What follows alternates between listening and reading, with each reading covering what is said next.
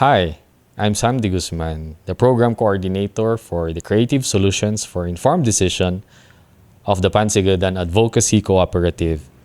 And I welcome you today to the Next Gen Agenda podcast.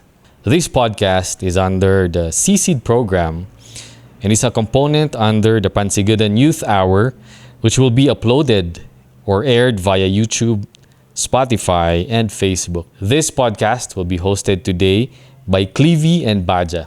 Clevie and Baja have been volunteer pioneers serving as technical support staff for activities of the CSEED program under the Pansigadan Advocacy Cooperative. Once again, welcome to the Next Gen Agenda podcast. The Next Gen, Next Gen, Next Gen Agenda podcast. where we confront confess, and have conversations.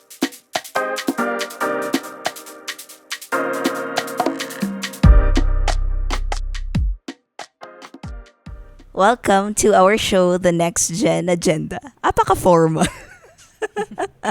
So, ako po si Clevie as Sir Sam, our program coordinator for CSED. In-introduce na niya tayo, no? So, I am Clevie and with me is... I'm Vijaniel. So, kasama ako ni Clevie na mag-uusap about sa Next Gen Agenda. But, ngayon, pag-usapan natin, ano nga ba yung agenda natin ngayong araw? Exactly. Thank you for that, Baja. O, diba? Sabi ko sa kanya kanina, free-flowing conversation lang. So, let's just make this light. This is different from our Pansigadan Hour. So, as a podcast na hosted ng mga Gen Z, kaya nga Next Gen Agenda, so we just want to have a safe space for us to make conversation, wholesome conversation, as we confess vulnerable narratives or our personal stories, as we confront contemporary issues, and at the same time talking with really different people, ika nga nila, and intergenerational talks. So, sa aming mga viewers, listeners, welcome to our podcast. And of course, pag-uusapan naman natin ngayon, ano nga ba yung katangian natin bilang isang mga Gen Z? Siguro sa akin, yun nga, pumunta na agad sa question na yun si Baja. So as a Gen Z, siguro this is where the part where I confess my own story too, no? Kasi alam naman natin that we are the digital natives. Personally, I am a freelancer. Wow.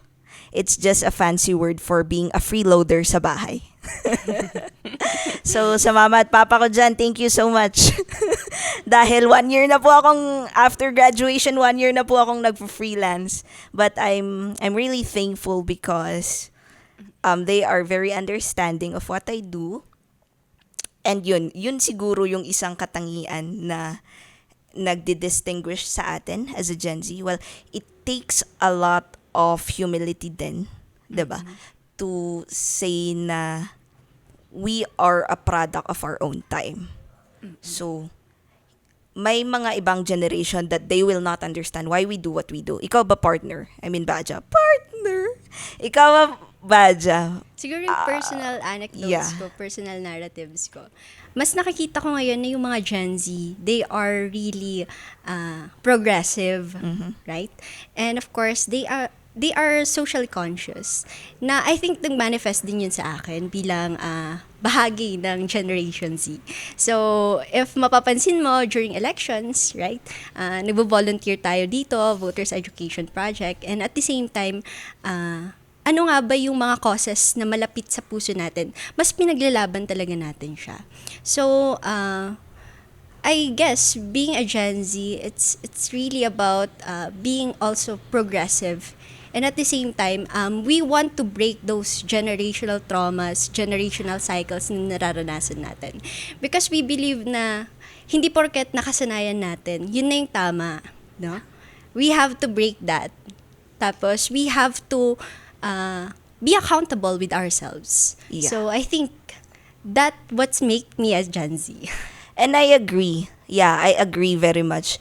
But at the same time, I also agree that there should be a safe space for us na pag-usapan nga, kaya andito yung podcast, pag-usapan that we may be different on what we view now. Kung nahihirapan na tayo ngayon, in our generation, we all have our own problems, ganun. So, sa ibang generation din, they have their own problems too. And sometimes, galit siguro, ang na parang, yun yung the way we conversate with each other, though we have this progressive thinking, minsan, yung galit din ang lumulutang sa atin. Well, not just on the, mostly nga, boomers, diba? Parang sila yung pinakamagaliting generation. But we need to understand where they're coming from too. So, yun, I agree na we are very free ngayon. I too am an advocate. And sometimes may mga perception din ako tulad ni Baja. That's why we're really good friends with Baja. We have our own ideas. We have our own principles in life. Though we are very young, we are very ambitious. So, maganda siguro yun. I think it's a good quality. Tingin mo ba? Oo. Kasi nabasa ko sa isang article na we are working not just to live, but also to thrive. So, napakagandang quotation yun. And I think, nagmamanifest talaga sa atin bilang Gen Z. Nakita ko naman, the older generations, some of them dismiss our voices, di ba? Dahil we lack of experience, sometimes they perceive us as not as very vulnerable. So, I guess, kailangan natin i-break yung thinking na yun, i-break yung stigma na gano'n. Dahil bilang mga kabataan, meron din tayong boses dapat, di ba? And we have to be, ano ba ang tawag doon? We have to be strong when it comes to fighting for the causes, when it comes to fighting for the beliefs and values that we have. Yeah, exactly. So, balik lang tayo sa konteksto din, no? We are, sorry, hindi ko siya na-mention kanina, but we are having our podcast here in the Highlands. In the Cordillera Administrative Region, we are bounded by cultures, by shared values, our indigenous beliefs. So, I think maganda rin na i-touch natin yon na it's a taboo really, yung sinasabi mo kanina na parang hindi tayo naiintindihan, no? So, parang dito sa Highland kasi, well, this is my own personal belief and my observation, ang elders natin, they have a greater say. Kaya nga lang, ngayong generation, parang we try to dismiss what they say because, yun nga, they are the product of their own time and we also are a product of our own time. So, we are not actually self-made, no? Agree ka ba dun? Oo naman. We should learn from their experiences, but at the same time, they should accept then our experiences, kung ano nga ba yung nararanasan Exactly. natin. And that's, so, we should find the commonalities. Exactly, partner, no? I just want us to watch a video. Kasama kasi ako sa MOS kanina. Nag-man on the street kami. Siyempre, we're talking about different generations. And pareho tayong Gen Z. Gen Z ka ba? Ay, of course. Gen Z ka ba? Baka naman millennial ka pala or boomer ka, diba? Gen Z ka? Of course. Gen Z din kasi ako. So, itong video, itong recording na ito is from different people din lang. So, man on the street talaga kung sino yung nakita naming free. In-interview na namin, nakipagkwentuhan na kami. Pa-play. Thank you. Donald Miguel, Atok Central, Benguet. Henerasyon tataan ay mga talaga mat iday. Mapang kami ng eskulan, para ubuatan na kami ti alas 6 nga. Siyempre dumanong kami diyan, may alas 8. Sige, tanong nala daw kayo diyan. Siguro dumanan ti baot. Antipang kita ti ubing tatada diyan. Naka-spotting da pay lang eh. Hanga kasliding nga bag, kasi short pan, sila ang tiba dumini. Nakasapatos na, may da kami di, awan. Oray no, lakay katangag sapatos, oray di kayo umumay dito, bagyo. Aduan ti saka-sahay di. Tsak ni Jacqueline Wisaya from Bahong. I'm 62 years old. a farmer and a vendor. No, para kanya, no, mabalbalin ko agsubli ko DJ, sigod nga kauugali idi. Nga tiubing, no adaman basulda, handa nga di sumong batlatan. No di kat amuda pa iti agpadispensar, agpakawan. Nagita inda dumanhan, da nga napili no anya ti itad mo, iso. Tatan na dun. Gaga po ti influensya ti by passing the years. May influensyan na may influensaan, iso dayta. Isong haam mo pag-compare, bagada na nga. Idi dayta. Unangam na pinpintas ti traits, idi ngam tata. My name is Razel, 27. I think yung makikita mo talaga yung generational gap is yung mga youth ngayon, mas na-express nila yung nararamdaman nila. Mas na-express nila yon. Kaya nilang ilaban kung ano yung gusto nila. I mean, yung free sila na, kaya nilang ilaban kung anong gusto nila. Alam nila kung anong gusto nila.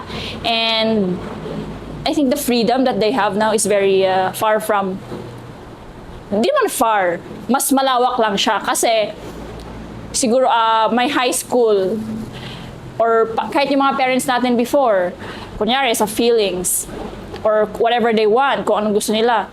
Kung anong sinabi ng parent, or kung ano yung sinabi ng auntie mo, anong sinabi ng ganito, is yun lang yun. Wala ka na masyadong say. Ayun, so ayun po yung video, no? The recording. So explain ko daw kay Baja kasi nga naman naka-local language siya. So from time to time mag-iilocano din tayo dito. It just so happened that si Baja po ay from the lowlands, so more on Tagalog kami pag nagsasalita. But you can understand, right? Ilocano? Yeah. Oo naman. Go ahead. Go ahead. Okay, so sa una, si Sir Donald is a boomer. So ang sabi nun, daw siya, pag pumupunta sa school, parang malayo. The typical malayo, naglalakad kami ng 6 kilometers, mga ganon. Tapos, ang pinagkaiba daw na nakita niya ngayon is that ang mga generation ngayon, they have it easy because, or hindi naman easy, they have it more okay siguro. Kasi, may transportation. Tapos, sabi din niya, kinumpare din niya na yung mga bata ngayon, they have different fashion, how they present themselves.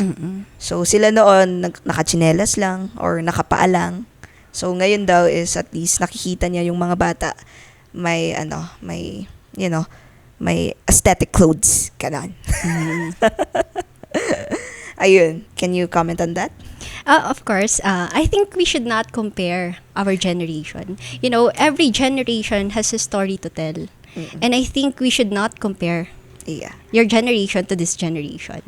And I guess it's okay if they really want to compare that. That's their parang naging mindset na. But at the same time, sa atin, we have our own set of challenges. We have our own set of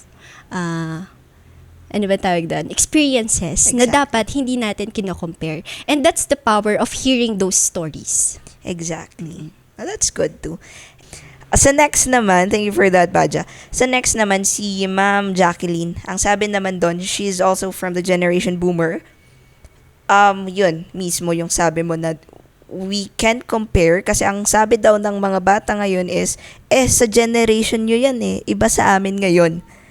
So, yun yung niya. Pero, parang diniscuss niya din na may mga nainsigudan or we have those, what is nainsigudan? Sigudan, yeah. Yun sana yung tatanungin ko. Ano yung nainsigudan? Yung nainsigudan? Parang indigenous. Parang, so, nainsigudan is parang, that is innate. Parang ganon. Tapos, indigenous sa atin. Nainsigudan. Parang, way of life noon na until now dapat sana meron pa rin. So, example niya doon is yung mga bata daw may 'di ba farming communities dito, no? Yung mga bata daw ngayon hindi na sila pumupunta sa farm habang noon sila pumupunta sa farm. Mga ganon, nagtatrabaho day in or day until night, mga ganon. Tapos, yung last, si Ate Razel, she's from the generation Zillennials, the in between millennials and Z. So, yun, makikita natin that she's more parang the same sa ating mga pinaniniwalaan ngayon. Yun, can you comment further? Yeah. So yung mga yun yung mga experiences na naranasan natin throughout generations. And I think maganda na mas nakita natin, naunawaan natin yung konteksto or perspective sa iba't ibang henerasyon. Kaya nagkaroon tayo ng ganitong podcast to talk about it, right? To express our beliefs and at the same time to confront contemporary issues together with other generations. So, ayun, may idadagdag ka pa, partner? Ako talaga yung na-hot seat dito. No? Kasi nga, di ba, ikaw yung guest? Ay, ako ba yung guest ngayon? Hindi ko alam yun. But anyway, Resident guest. I believe ang ibig sabihin nun, everyone has their own story to tell. Exactly.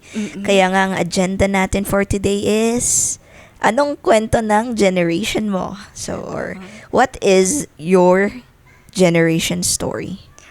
So, sa ating mga viewers, listeners, I hope mag-comment din kayo kung ano yung mga stories na gusto nyong banggitin or sabihin. At the same time, ma-express natin yan ngayong podcast. Ayan po, hindi ko po na-mention kanina pero each month we will be having different themes or topics to talk about and we will see you next episode. So, abangan nyo po kung anong topic naman ang pag-uusapan natin with different generations, hoping. Let's invite them, experts from the field also. And I'm inviting Generation C, yung mga kabataan po dyan. We are the resident host, but you can also come and host this podcast because we are sharing this to you. So yun siguro yung ng next gen agenda. It's not just for us, but also for our generation. Thank you so much. Thank you for listening. This is Baja. And this is Clevie, and this is the Next Gen Agenda where we confront, Confess, and have conversations. See you in the next episodes. Bye. The Next Gen Next Gen Agenda Podcast. where we confront, Confess, and have conversations.